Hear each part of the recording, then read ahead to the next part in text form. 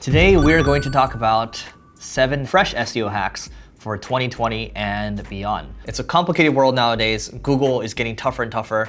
And Google actually recently, I remember they changed the search results. Now it's virtually impossible for the naked eye to be able to tell the difference between an ad versus a organic result. There's favicons and there's like a little ad text. So it's really hard to see what's different if you're not really well versed with kind of what Google is. What are some hacks to help you get around kind of where Google is going? Because the problem now is zero-click searches are actually above the majority now of searches, right? So what that basically means is when you land on a search result page, the majority of people are not going to click. They're gonna see the result right there and just gonna move on. So a lot of people are losing traffic to their websites. So the first thing you can do to combat that is focus on on-SERP SEO. Meaning, if you have the rank 0 result, you have a featured snippet. Inside of the featured snippet, you can basically put in your brand. So like maybe you might search how to tie a tie. And then in the rank 0 search, basically for that one, you can say, okay, here's step 1, here's step 2, step 3, visit howtotietie.com to learn more about it, whatever, right? You're basically branding yourself inside of the search so people know what your brand is, so they might come back to you in the future. Because that's it's not the best thing that you can do. Ideally you want that traffic coming to your site. Like you should tell them to visit, you can put a call to action, but you should brand yourself at the very least. That way on the search result page, you're doing some SEO there to help you out. The other thing I'll say that's related to the kind of on the search result page or the SERP, I'm just gonna call it that, the SERP from now on.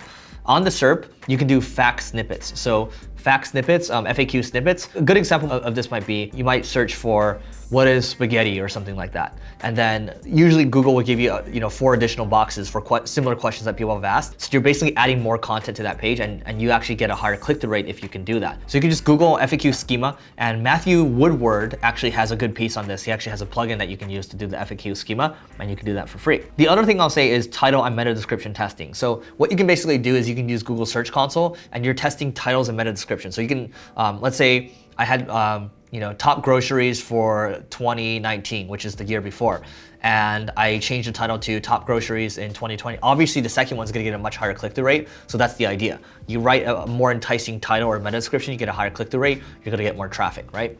So you can use Google Search Console to do that, or we have a tool, you can use ClickFlow. You can just go to www.clickflow.com and learn more about how it can organize it for you. The other thing I'll say is you wanna pay attention to your top content. Because what's gonna happen over time is your top content is actually gonna lose traffic. So that's known as decaying content. If you look at your analytics, you look at your Google Search Console, if one of your top pieces is losing, let's say it's getting 100,000 visits a month and it drops to 20,000, so you've lost 80% of the traffic. But a lot of people, they don't actively monitor the decay that's going on. So we actually have a free tool that you can use for this. You can go to clickflow.com/content-decay, or you can just monitor it yourself for free. Doesn't matter, but we do, again, that's a free tool that we have, so check it out if you want. The other thing I want to talk about is going omni-channel. Think about all the efforts that you're putting into SEO right now. Back in the day, people would just put everything into one basket, SEOs would, and I'd see their businesses burn because an algorithm shift might happen, and then these people would go from living in the penthouse to the outhouse because they put everything into that. You want to make sure that you diversify your efforts nowadays, because it's all the attention's being split nowadays. It's not just Google, it's not just Facebook anymore, but it could be Pinterest, it could be Instagram, it could be TikTok, it could be podcast, right? So think about how you can diversify. Sure, you can start with your blog first, but then think about, okay, how can I parlay that content, maybe make it into an ebook where I'm driving traffic, getting more opt-ins for the ebook, and then collecting an email list, and then driving more sales through email. You want to think about how you can continue to expand your empire and not just stop at SEO, because you don't want to be a one-trick pony in today's world, because it's very dangerous to do that. Now, the other thing I want to talk about is product-led growth. A good example of this is when Neil Patel, my podcast co-host, he acquired Ubersuggest, bought it for about $250,000 or so. It was a pretty decent tool, but he made it into a much better tool, and he's given away most of it for free.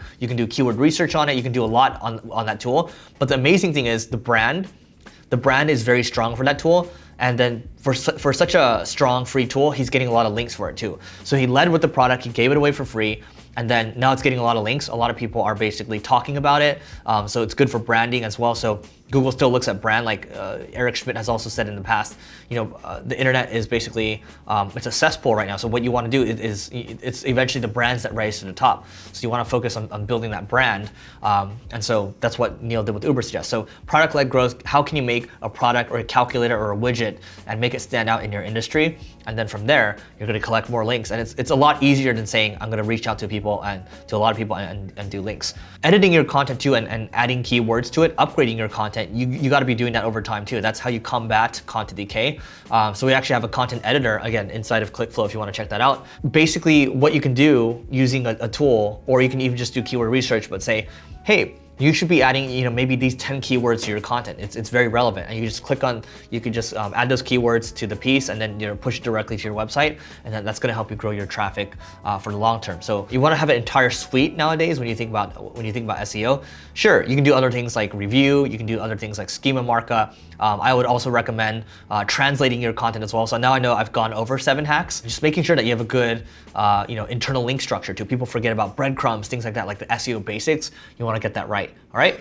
So that is it for today. Let me know what hacks you think I missed in the comments below. And don't forget, on YouTube, check out the next video over there.